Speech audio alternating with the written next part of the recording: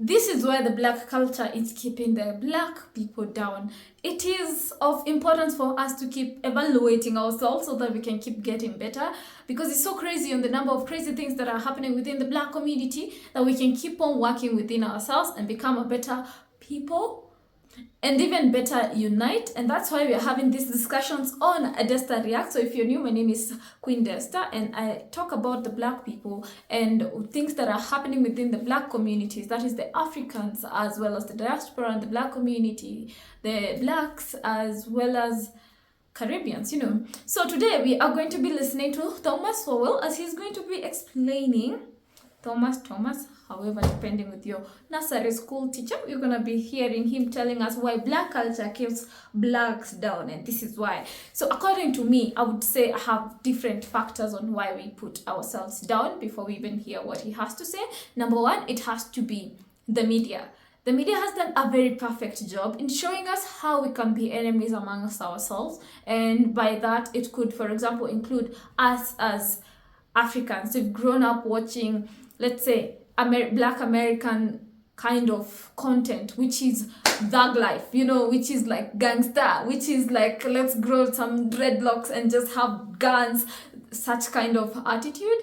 We've also grown hearing to like rap songs that have a lot of these things that would be like, let's go do like those crazy kind of things, not even knowing the reality of that, which if that is actually true or false.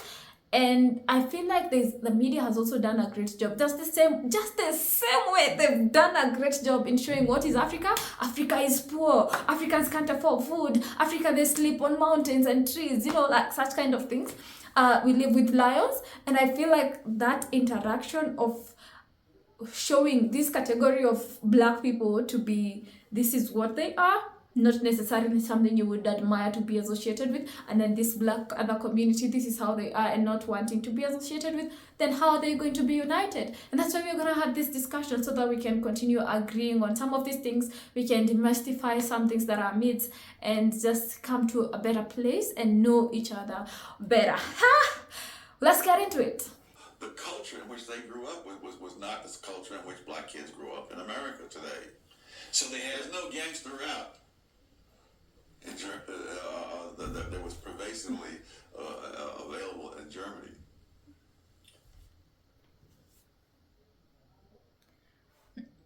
So Thomas says, it's not being black, it's a way of life. Unfortunately, the way of life is being celebrated not only in rap music, but among the intelligentsia, is a way of life that leads to a lot of very big problems for most people. Okay. I mean, the average of black kid today, I think, is probably better off, certainly materially, than, say, Ben Carson was when he was growing up. Ben Carson, the famous black surgeon at Johns Hopkins. Right. Who is immensely accomplished in every way. Yes. Right. I would say that certainly the black kids who are growing up today have a higher material standard of living than I had. The difference was that the schools were good when I came along. They were especially good in New York at that time, hard as that is to believe. But the kids who grew up in that same place where I lived, they will not get that same education. Now that can be blamed on somebody, but it has very little to do with what happened 100 or 200 years ago. And it's true in other countries. I mean, in Nigeria, for example, there's a tribe, the Igbos, who were living in one of the least fertile parts of Nigeria, who were in fact enslaved in centuries past by other tribes and so on. When the British moved in and set up schools, the Igbos went for the schools. By the time Nigeria became independent, the Igbos had climbed above the other groups that had been ahead of them to begin with. So, but there are all kinds of cross currents of factors. The particular culture, or the particular geography. You run through the whole list of them. Okay, so I know I did give an example of the media, but in the concept of what you're discussing about is also how black culture have put down black people. And it's so unfortunate that we can also see it in the female community. Like you can see how women are putting other women down, which is a whole sad story that does exist.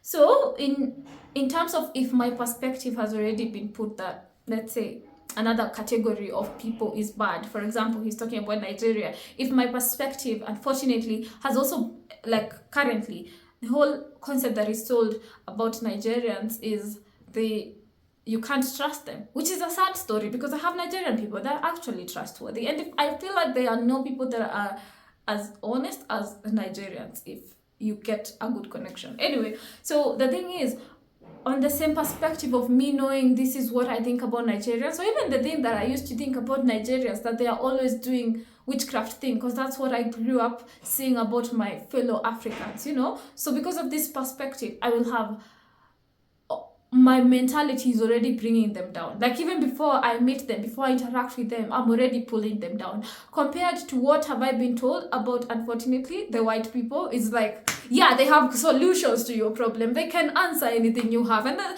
so when I find a Nigerian versus another person, I'll be like, yes, I'm gonna listen to this one. They brought education to us, and like I wanna listen to the other one. They have witchcraft in their country. You know, like this is just my perspective by us not exposing what are the realities of us as our own people. So if it is in terms of even our cultures and the things that we need to change as our own people, we can do it in a better way also, I think, instead of just focusing on that which is putting us apart. You cite, in Intellectuals and Race, you cite an observation by the intelligence expert, IQ scientist James Flynn, that just stopped me cold.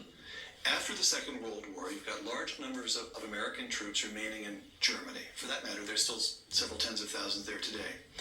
And both black and white American soldiers had children with German women.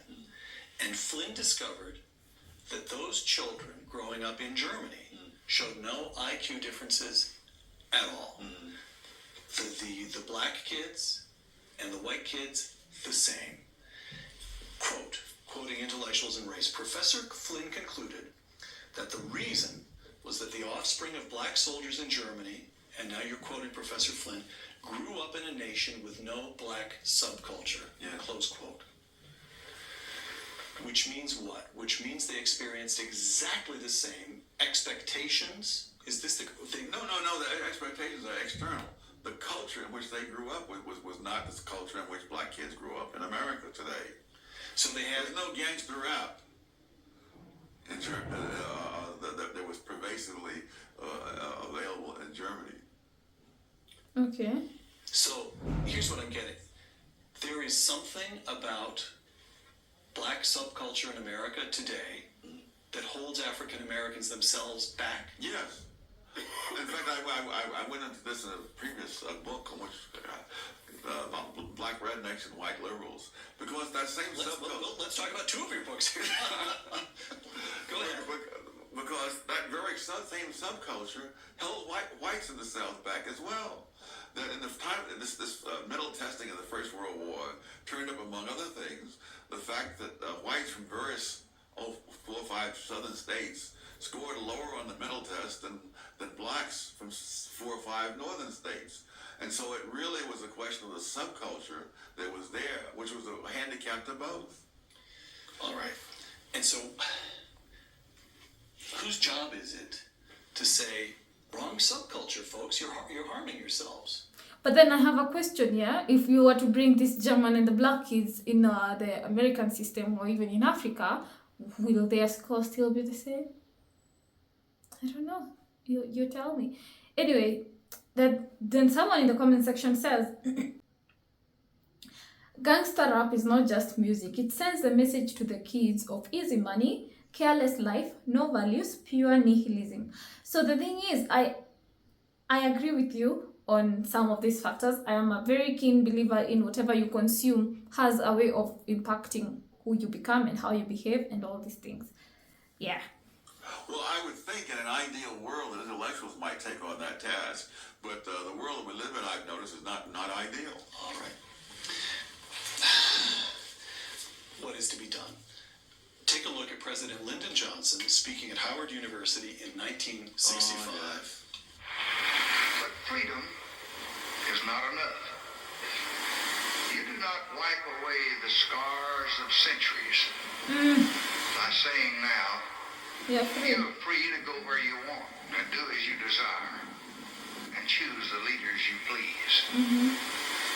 You do not take a person who for years has been hobbled by chains and liberating, bringing up to the starting line of a race, and then say, you are free to compete with all of the others, and still justly believe that you have been completely fair.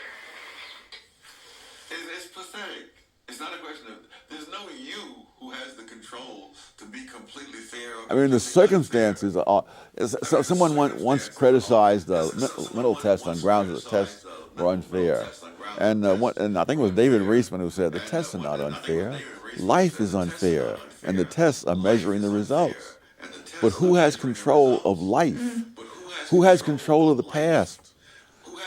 Who has control of the culture that people have in the present, which they've inherited from the past? So Lyndon Johnson.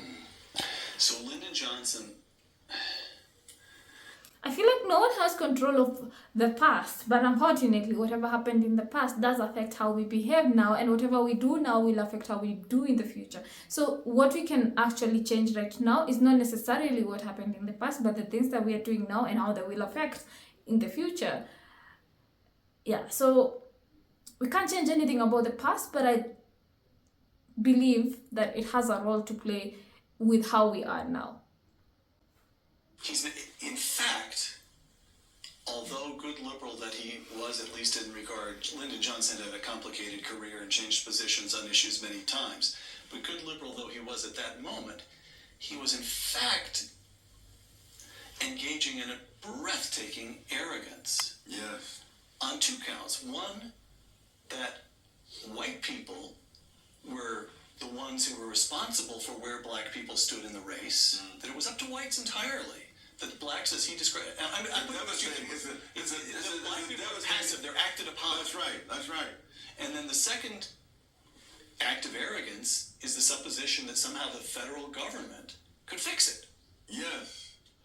It is staggering. But if you wanted to be charitable, you could say, well, he said this in 1965. But if you say, all right, why are people now repeating it in 2013 when we've had nearly half a century of experience to the contrary? And if you look within the black community, those blacks who had escaped what I call the black redneck culture, they've moved on. But it's the culture that different parts of the black community had. They were different. Daniel Patrick Moynihan, in his famous 1965 report entitled The Negro Family, The Case for National Action, close quote. Longish quotation, but it gets to something, I believe. Moynihan, the fundamental problem is that of family structure. The Negro family in the urban ghettos is crumbling. A middle class has managed to save itself, but for vast numbers of the unskilled and poorly educated, the fabric of conventional social relationships has all but disintegrated. So long as this situation persists, the cycle of poverty and disadvantage will continue to repeat itself, close quote. When Moynihan wrote those words, the illegitimacy rate among African Americans was 25%. Today, the illegitimacy rate among white Americans is 36%. Among Hispanics, more than 50%. And among African Americans, more than 70%. Yes. Aside from throwing up your hands in despair, what is to be done? The first thing to be done is to understand that this was a result of policies begun in the 1960s. This is not a legacy of what happened 100 years before the 1960s. The breakdown of the black family is not a legacy of slavery. No, if you the classic study of this goes all the way back to the era of slavery, and they find that most black kids, even under slavery, had lived with two parents, and that was true all the way up until the 1960s. And so, if you really want to find out what's changed, it has changed since the 1960s.